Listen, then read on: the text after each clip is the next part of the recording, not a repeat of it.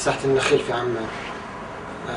فطلعت صورتي أنا بالجزيرة بعد اللي صار، بعد الأحداث اللي صارت طلعت صورتي في الجزيرة. في يوم الأحد جاء أستاذ وكان بيسأل عني وين منذر أبو جهيشة في الطلاب، فأشروا له وعرفني الأستاذ. فتفاجأت، تصادفت أنا وياه وأنا رايح على دورة المياه في المدرسة، فقال لي يلا امشي مع المدير. فلما رحت مع المدير قال لي أنت كنت في مظاهرة الزرقاء يوم الجمعة؟ قلت له لا. قال لي أهلك؟ قلت له والله ما كنت فيها، كنت في عمان. قال لي طب أنت طلعت صوتك على الجزيرة؟ قلت له نعم. فثاني يوم ما بتصادف إلا والمخابرات جاي منهم 3 رجال وجمعهم من المدير، اجوا علي عندي على الصف. فلما اجوا نادوا علي منذر ابو جهيشة مدير، فرحت له. قال انت منذر ابو جهيشة؟ قلت له نعم. المخابرات طال الكلبشات وكلبشن وربط يدي وحطن ورا ظهري، واحنا بالصف قدام الطلاب. لو بقول لي يا مجرم يا قاتل انت كيف تقتل شرطي، ومسكني طلعني برا.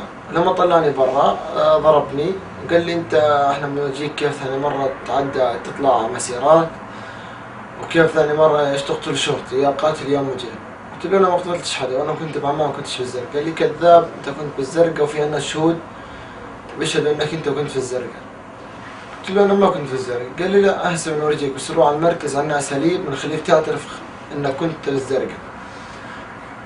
قلت له ان شاء الله خير. فضلينا ركبنا بالسيارة. اول ما ركبنا بالسيارة ضربني كمان مرة وقال لي يا خاين يا مجرم، هسه انت وقعت اهلك بمشكلة واذا ما اعترفت راح تعذب، وعندنا طرق اساليب التعذيب بالكهرباء وعدة من اساليب التعذيب وراح تعترف. عم احكي الصدق عشان ايش؟ عشان اوقف معك في الدائرة. اما اذا وصلنا على الدائرة مش راح اتعرف عليك ولا راح تشوفني ثاني مرة. كل ما نقرب يقول لي هي قربنا اعترف. وانا اقول له يعني انا مش عامل اشي، عايش اعترف اني بس كل اللي كنت فيه عبارة عن طلعت مظاهرة سلمية في عمان وبس، ما كنتش انا في الزرقاء يعني. لما وصلنا الدائرة نزلوني من السيارة وفكوا الكلبشات على يدي، تقريبا 15-20 واحد يلتموا علي. قالوا لي انت قتلت الشرطي، جابوا كم شرطي او كم واحد من عندهم. قالوا صح هذا قتل الشرطي؟ قالوا له يا سيدي هذا اللي طعن الشرطي. فقالوا لي هي في ناس بيشهدوا عليك انك انت كنت في الزرقاء. قلت له انا ما كنت شامل في الزرقاء. قال لي طيب فوت على الغرفه. فوتونا على الغرفه وخلوني اوقف بالزاويه. لفيت، قالوا لي لف وجهك تطلعش وراك. ولفت وجهي ما طلعش وراي. كل شوي يجيني واحد يضربني كف على ركبتي ويقول لي اعترف بأحسن لك عشان نساعدك، معك 10 دقائق منها يا منذر، احسن لك باش اضيع مستقبلك، انت طالب توجيهي باش اضيع مستقبلك، لسه قدامك مشوار طويل. قلت له انا كنت بعمان يعني كنت. قال لي لا انت كذاب واحنا بنورجيك كيف تعترف.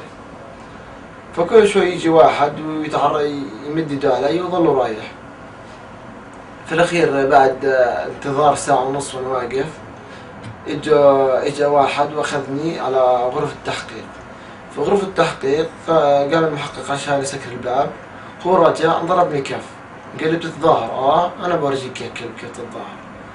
فلما قعدت اخذ عني معلومات اساسية، اسمي وعائلتي ومين اهلي وين ساكن وشو تلفوني وشو رقم اهلي.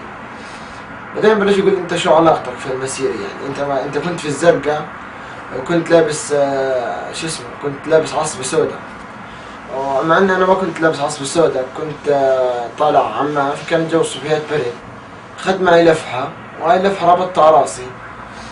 فبقول لي طيب، وقلت له انا كنت في الزرقاء في عمان مع اخوي صحفي. فرحت صورت معه، ومن ضمنها لقيت لقيت مجموعة ناس قاعدة بتوزع بلايز، فاخذت تيشيرت منهم ولبسته.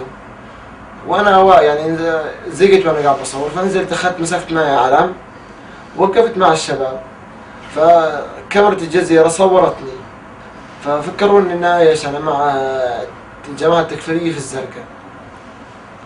قال طيب وانت شو علاقتك في عمان يعني؟ قلت له ولا شيء يعني، شباب مظاهرة سلمية طلب حقوق عادية يعني، ما في اي ما يعني ما بتخربش البلد ولا إلها دخل، في تخريب البلد، بل بتطالب بإصلاحات لأفضل لهذه البلد. توقفت معهم بس اللي وسألني يعني هذه أسئلة: بتصلي ما بتصلي، بتصوم، أنت هل أنت شيخ متدين أم لا؟ بعدين رجعوني على الغرفة ثاني مرة وخلوني واقف كمان تقريبا ساعة إلا ربع. بعدين أخذوني على مدير المخابرات، ومدير الخبرات استجوبني قال لي: أنت كيفك عمو، شو أخبارك؟ طالب توجيه باكي حالك، بدنا إياك تكون أحسن وأنت فكك من هالسواليف هاي، وأنت مش قد هالشغلات، وأنت قدامك مستقبل، بما إنك طالب توجيهي الأفضل لك إنك تنتبه على دراستك. قلت له إن شاء الله. فرد أخذني المحقق ثاني مرة وسألني كمان أسئلة. بعدين تقريبا على الساعة 6:30 أعطوني أغراضي وتلفوني ودزداني وأغراضي وساعتي، حطوني على باب المديرية وقالوا لي تسحب. الساعة 6:30 وصلت البيت. 24 آذار